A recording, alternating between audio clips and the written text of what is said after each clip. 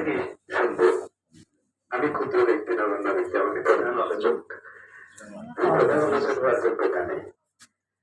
তো অবশ্যই যারা প্রধান আলোচক এখানে এতক্ষণ আলোচনা করলেন, যে প্রত্যেকের কথাই আমি মনোযোগ দিয়ে শুনেছি এবং গ্রহণ করেছি।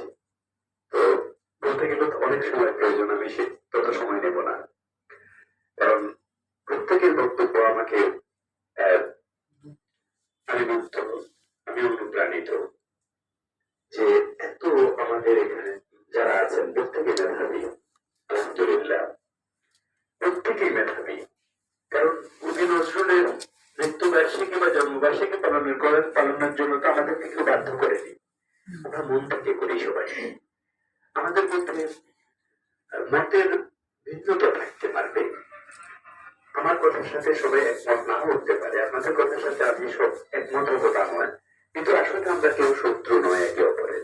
এটা আমাদেরকে প্রথম দেখতে হবে, আমরা মোটেই শত্রু নই, কিন্তু আমরা বিতর্ক করবো, আবার আমরা একসাথে চাও খাবো।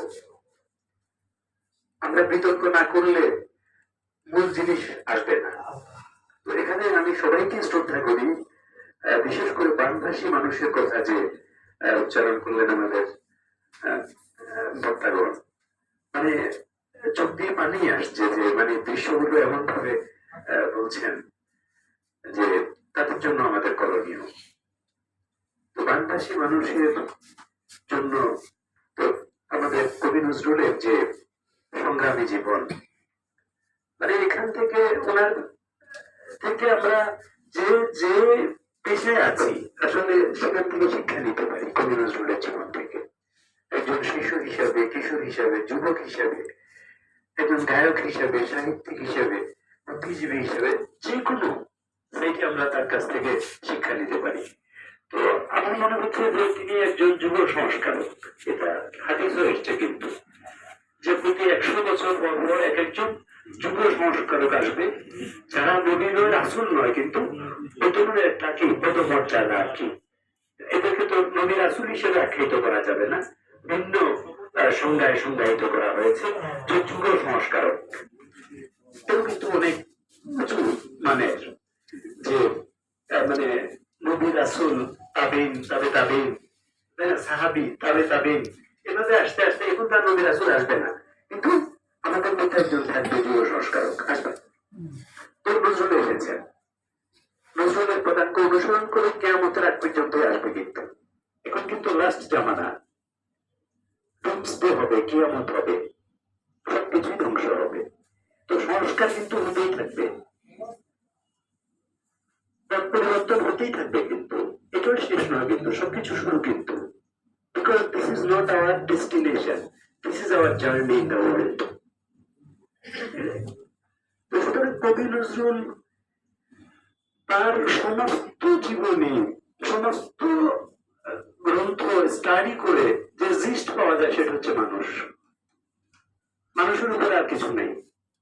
আর মানুষ মানুষের জন্যই কাজ করবে, মানুষ মানুষের জন্যই এগিয়ে আসছে। মহান মুক্তিযুদ্ধ আমাদের, সেখানেও মানুষের জন্য, সেখানে বৈষম্য বৈষম্য বিরোধী বা সুবিধা বঞ্চিত মানুষের জন্য কিন্তু স্বাধীনতা নিয়ে আসা হয়েছে, তাই না?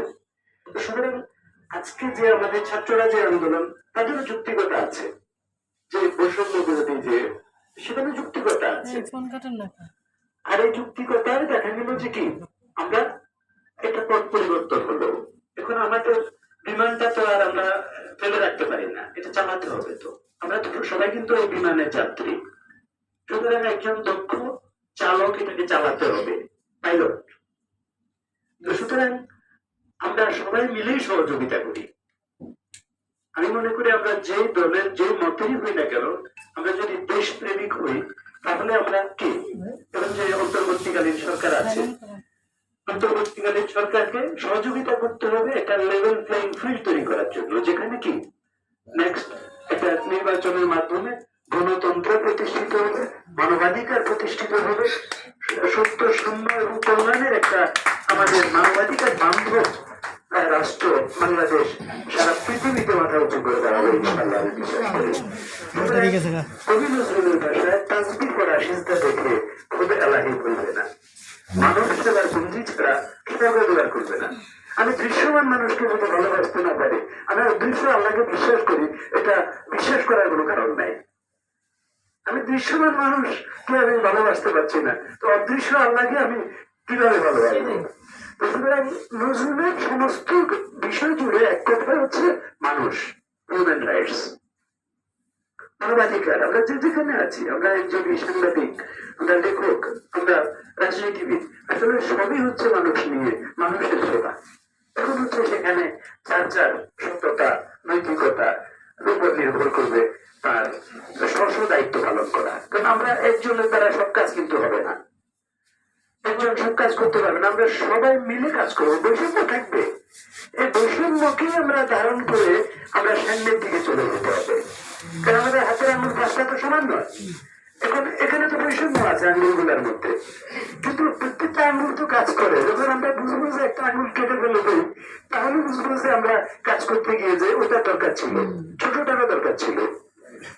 তাহলে আমরা সবাই কাজ করছি। এই বৈষম্যের মধ্যে আমাদেরকে সাম্য আনার জন্য কবি নজরুল যে শিক্ষা দিয়েছেন, তার যে গবেষণা, তার যে একটা বার্তা, একটা জয়ধ্বনি, এটা কিন্তু এগিয়ে নিয়ে আসবে। সমাজ সমাজ মুখে দিয়ে এগুলো লেখা যেত না। তিনি তিলে তিলে তিলে তিলে নিজেকে বিসর্জন দিয়ে পুড়িয়ে জ্বালিয়ে শেষ করে দারিদ্রতা ছাড়া হবে না তো। কারণ যাদের জীবনে সংগ্রাম নাই তারা কি লিখবে?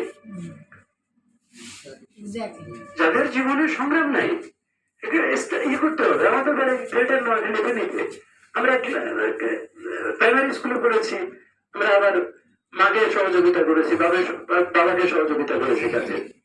টিচাররা আমাদেরকে মেরেছে, আমরা সেটা প্রতিবাদ করিনি, বাড়িতে গিয়ে যে বলিনি। কারণ মা আবার মাইর দিবে, বাবা আবার মাইর দিবে, খেয়াল করেন, আবার মার দিতে হবে। তো সুতরাং শিক্ষকদেরকেও তাদের শাস্তি, কিছু কিছু শাস্তি দিতে হবে কিন্তু স্টুডেন্টকে। কিন্তু আমরা তো এখন এমন ভাবে আমেরিকার দিকে তাকিয়ে আছি।